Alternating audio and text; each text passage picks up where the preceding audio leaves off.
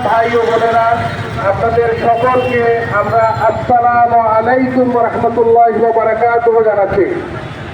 আপনারা যারা এখানে উপস্থিত হয়েছেন, নিশ্চয়ই আপনারা আমাদের মহান মসজিদুল আকসা, যেটা পবিত্রতম স্থানের মধ্যে একটা, সেই পবিত্রতম স্থানকে রক্ষার সাথে এবং মুসলিম ঐক্য রক্ষার সাথে আপনারা যারাই উপস্থিত হয়েছেন তারা অবশ্যই আমাদের ধর্মের অনুরাগী এবং অবশ্যই আমাদের ধর্মকে ভালোবাসেন।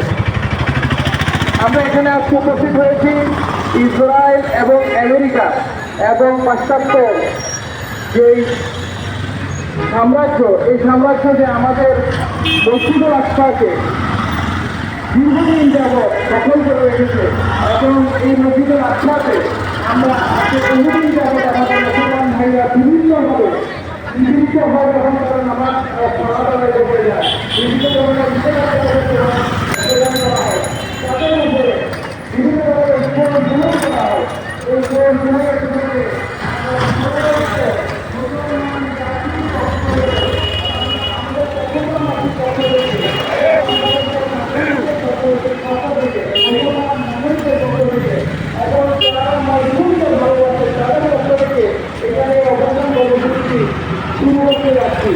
এই মুহূর্তে আমাদের মাঝে উপস্থিত আছে